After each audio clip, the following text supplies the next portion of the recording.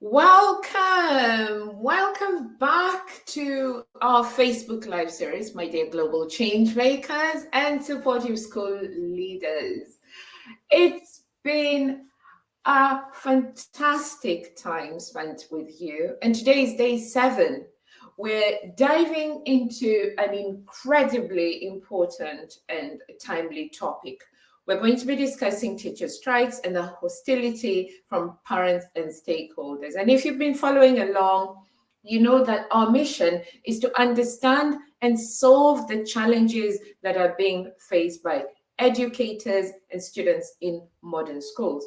My name is Yvonne Bulumasamba. 10 years ago, I became a teacher, and after a very difficult time and burnout, my mentor, Elizabeth, knowing I had been a life success coach with Bob Proctor and also that I had run businesses before, said to me, Yvonne, you suffered so that others would not.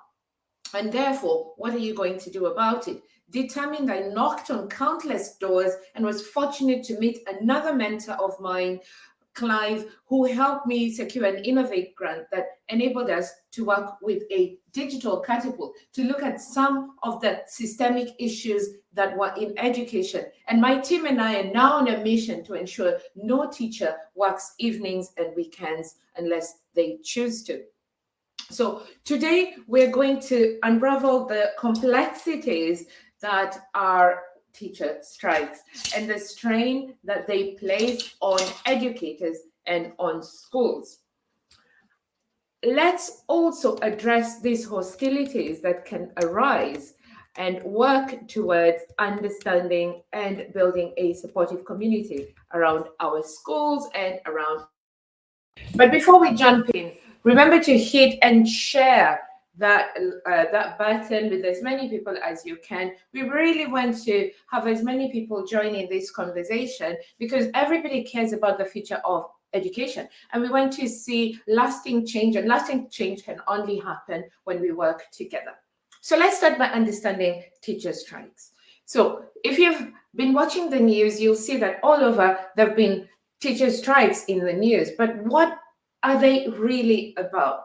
They are not just a protest, they are a cry for help, a plea for change.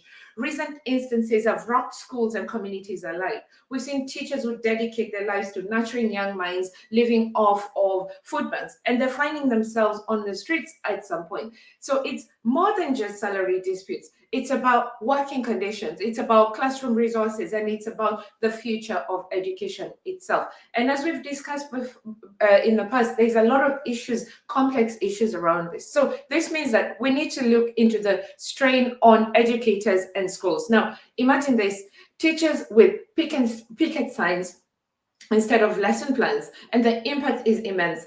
Classrooms are disrupted, schedules are upended, and educators are emotionally drained. Let me share the story of Miss Thompson. She's a passionate teacher that we've come across, and she was standing outside a picket line each week when the strikes were being called. And all the while, she's busy worrying about the impact that this is having on her students, especially at GCSE and A-level students. And the strain on her and her colleagues was palpable, the emotional and exhaustion behind this. And this is one of the profound reasons that are leading to teacher burnout.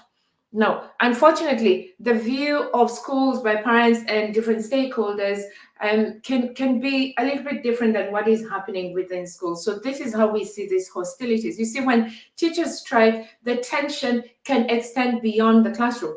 Parents and stakeholders understandably are concerned about their children's education, and therefore they can become hostile.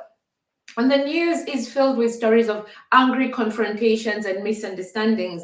And just last year, in a town not very far from where I live, where there was a strike that occurred, tensions ran so high as the teachers and parents struggled to see eye to eye at this very time that we need that support from all stakeholders. So it's with this in mind that we can contribute to fostering understanding and support by helping to shed a light on these issues.